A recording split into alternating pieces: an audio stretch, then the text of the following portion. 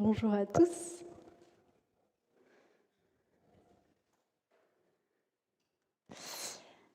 Nous aspirons tous à vivre dans un pays parfait, un pays, un monde où règne l'équité, le partage, l'harmonie sociale.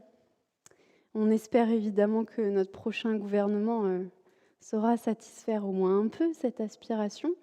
Mais en attendant, comment nous pouvons vivre, partager et travailler à ces si belles valeurs? Et aujourd'hui, nous poursuivons notre série en étudiant un peu les concepts de propriété, d'équité et de sainteté. Comment est-ce que la Bible en parle? Et je vous invite à nous concentrer sur un livre, le livre du Lévitique, au chapitre 19, versets 1-2 et versets 9-10. Le livre du Lévitique 19, versets 1 et 2 et 9 et 10. Le Seigneur dit à Moïse: communique ceci à toute la communauté d'Israël. Soyez saints, car je suis saint, moi le Seigneur votre Dieu. Quand tu moissonnes, ne coupe pas les épis qui ont poussé en bordure de tes champs, et ne retourne pas ramasser les épis oubliés. Ne repasse pas non plus dans tes vignes pour ramasser les grappes oubliées ou les grains tombés à terre. Laisse-les pour les pauvres et pour les immigrés. Je suis le Seigneur votre Dieu. Amen. Je ne sais pas vous, mais j'ai l'impression que le livre du Lévitique est un peu le mal-aimé de la Bible. Pourtant, il est très riche. Alors on le saute très facilement parce qu'il est rempli de lois, mais justement, il est rempli de lois civiles très, très bonnes.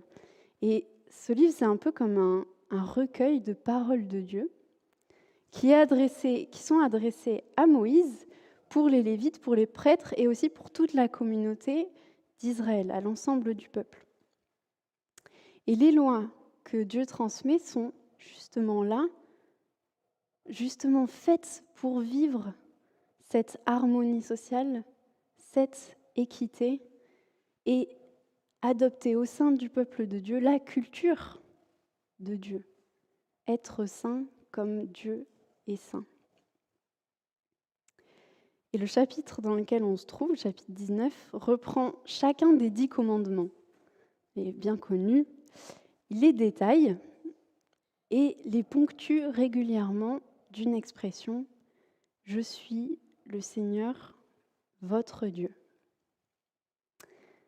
Et le Seigneur Dieu est saint, alors il veut inspirer à chacun des membres du peuple d'être saint comme lui, en suivant ses lois.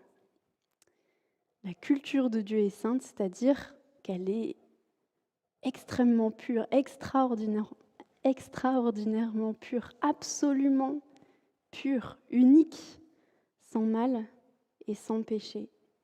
Et à travers ces lois, Dieu veut transmettre son être de sainteté, mais sa culture de sainteté. Et pour ce faire, il donne à chacun une parole. Quand tu moissonnes tes champs, limite-toi. Ne repasse pas derrière ta première récolte pour ramasser les petits épis de blé que tu as fait tomber par terre.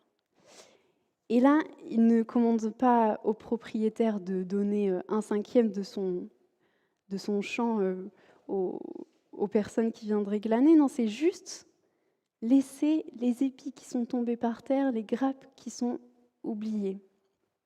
Donc, ce n'est pas vraiment de la charité.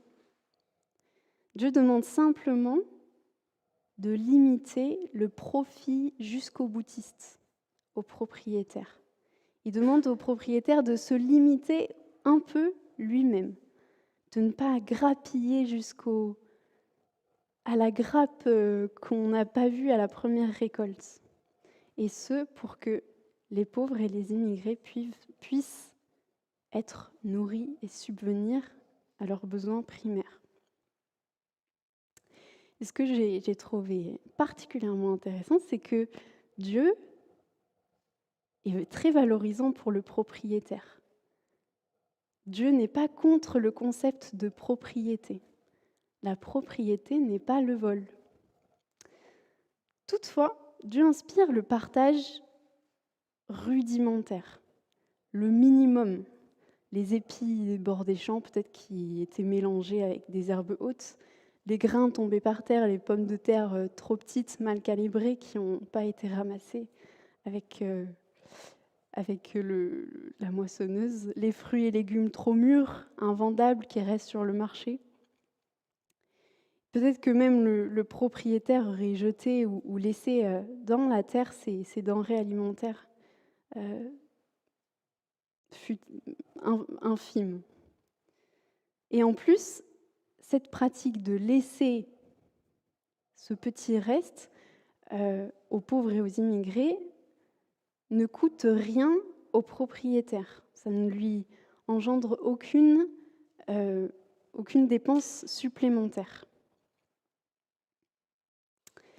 Mais voilà, j'imagine, lorsqu'on voit que nos biens, même dont on n'a pas l'utilité, servir à des personnes qui le prennent gratuitement, on peut se dire « Ah, j'aurais pu quand même rentabiliser encore plus ce bien-là. » J'imagine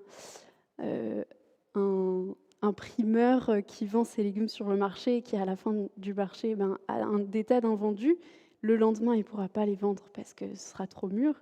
Il les laisse là et puis il voit que tous ces aliments que lui a payés servent à des personnes qui les prennent gratuitement. Il aurait pu se dire « Ah bon, je pourrais monter un commerce de fruits et légumes d'occasion. » Voilà. Mais non. C'est pas l'histoire, c'est pas la loi que Dieu transmet. Donc on peut se réjouir de voir que c'est utile, mais on peut être aussi titillé dans notre soif de rentabilité jusqu'au boutiste.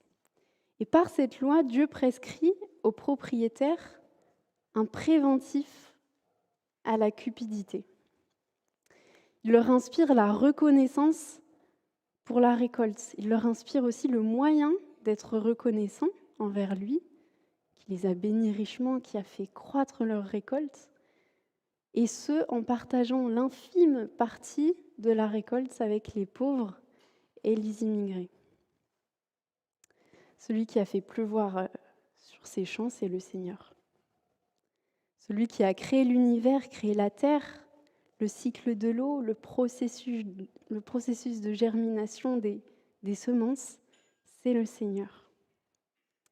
Dieu a créé, l'homme a replanté, Dieu a fait croître, l'humain a récolté.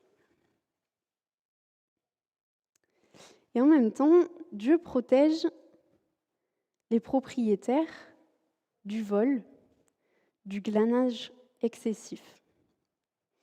Et dans le Deutéronome 23, par exemple, Dieu permet aux Israélites, quand ils se baladent dans les champs du voisin, de manger les grappes ou les épis de blé qu'il y a, mais sans jamais faire de réserve, seulement pour subvenir à leurs besoins primaires. Et en plus, il le permet à tous les Israélites.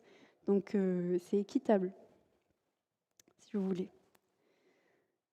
Et en même temps, si un propriétaire israélite refusait cette loi de glanage, il y avait une sanction.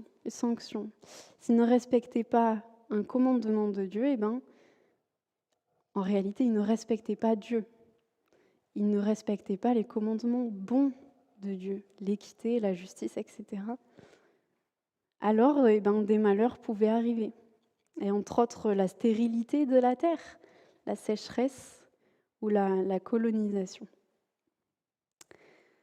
Et ces lois, dans le Lévitique, sont faites pour justement transmettre l'harmonie sociale, transmettre l'équité et la justice, Et quand elles ne sont pas respectées, ces lois, et ben Dieu envoie du coup la conséquence de l'irrespect, donc des malheurs. Et Dieu dit pour briser votre orgueilleuse assurance. Et ce que j'ai énormément aussi aimé dans l'étude de ce texte, c'est que la Bible n'est pas un recueil classique. Recueil classique où le riche, c'est le grand méchant, et puis les pauvres, c'est toujours les victimes, toujours les personnes à plaindre. Et d'ailleurs, dans le même chapitre, au verset 15, Dieu commande « Ne commets pas d'injustice dans tes jugements. N'avantage pas un faible, parce qu'il est faible, mais ni un puissant, parce qu'il est puissant, mais rends la justice de façon équitable. » Et Dieu est équitable. Et Dieu ne fait pas de favoritisme.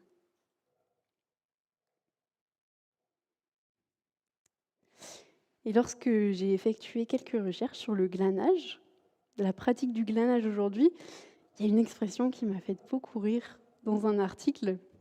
Apparemment, en Belgique, le glanage est encore, c'était marqué, le glanage est encore encadré par une loi vieille de plus de 130 ans. Dis donc, c'est vieux 130 ans. Mais nous, notre Dieu, il a légiféré, créé cette loi il y a bien plus que 130 ans. Et on peut être très fiers de ça.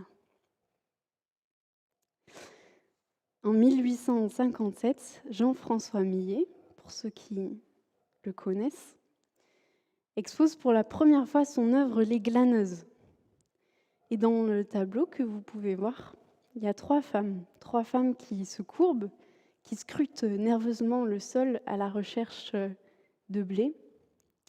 Et chaque femme est courbée différemment, de façon à comprendre les trois phases nécessaires du glanage. Se pencher, ramasser les épis, puis se redresser avant de se courber encore et recommencer. Et dans ce tableau, elles apparaissent vraiment dignes, actrices d'une tâche nécessaire mais rude pour pouvoir se nourrir ainsi que leur famille. Et c'est comme dans notre texte. Ceux qui glanent ne reçoivent pas la charité, mais ils travaillent pour se nourrir. Ils sont respectables par ce fait d'avoir effectué des efforts rudes pour se nourrir et nourrir leur famille. Ce n'est pas l'aumône, ce n'est pas la charité. Ils travaillent dur pour se nourrir. Et Dieu valorise le travail.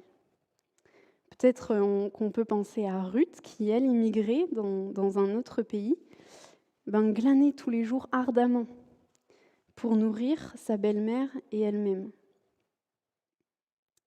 Et comme Ruth, les glaneurs, ce sont les pauvres, les orphelins, les veuves, comme les immigrés, tous ceux en fait qui n'ont pas accès à une propriété pour subvenir à leurs besoins.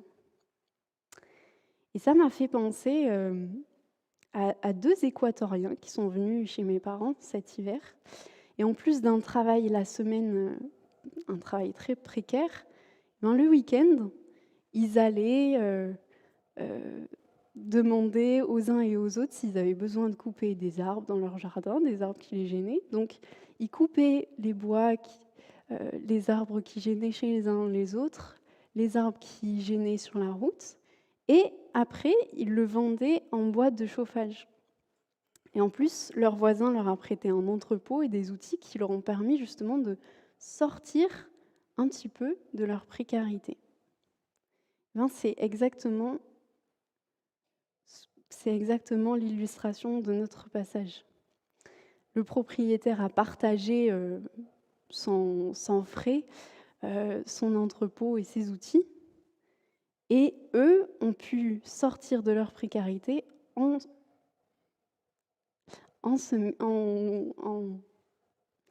travaillant, en fournissant des efforts.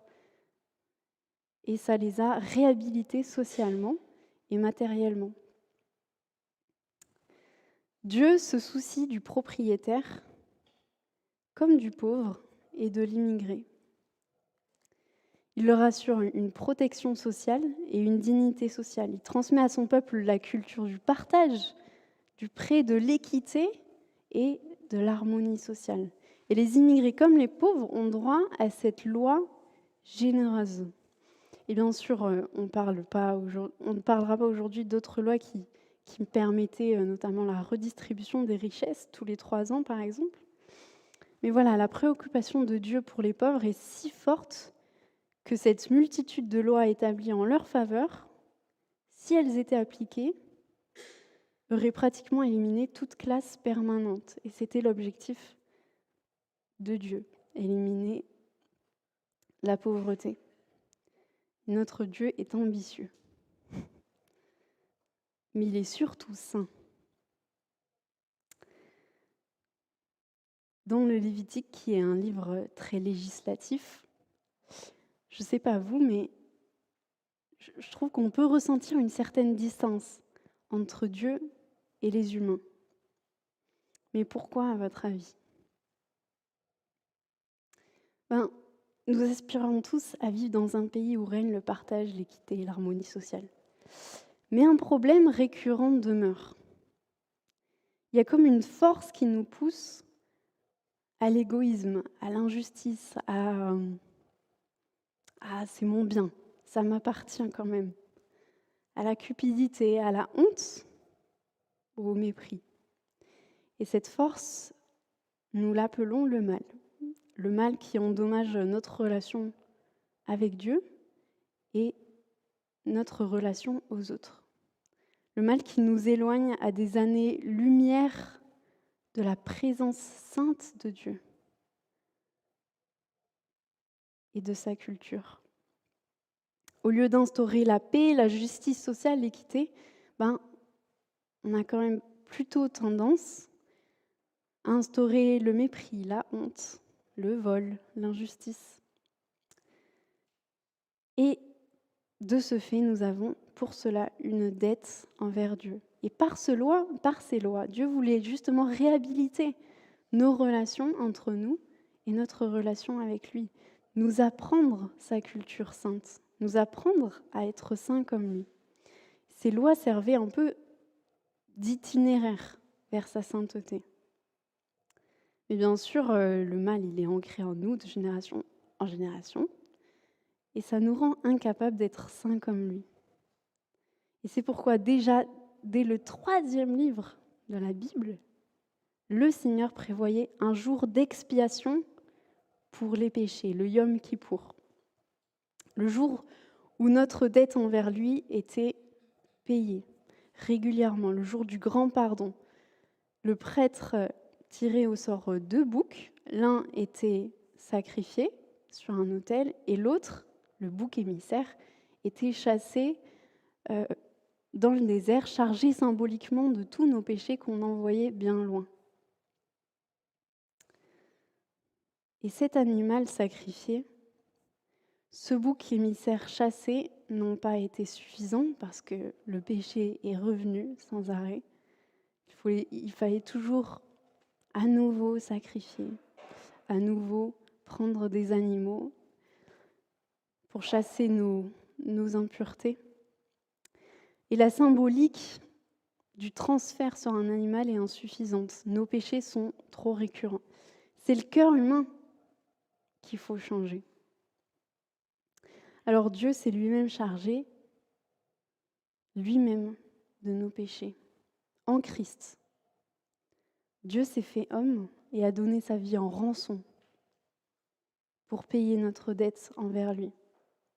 Il s'est fait lui-même le sacrifice, l'agneau sacrifié et bouc émissaire pour nous. Égoïsme, culpabilité, cupidité, paresse, honte, Christ s'en est chargé. Et par sa vie, nous sommes rachetés. En Christ, nous sommes devenus saints en Christ. Nous sommes réhabilités dans notre dignité première. En Christ, Dieu réhabilite parfaitement sa sainteté en nous et nous pouvons nous tenir devant Dieu en Christ. en Christ. Dieu réhabilite parfaitement l'harmonie sociale, l'équité et la sainteté. Et dans un pays encore à venir, son royaume, nous vivrons ces valeurs parfaitement. Nous vivrons ensemble ceux qui auront accepté Christ comme leur sauveur, comme l'agneau sacrifié pour eux, le bouc émissaire chargé de leurs fautes.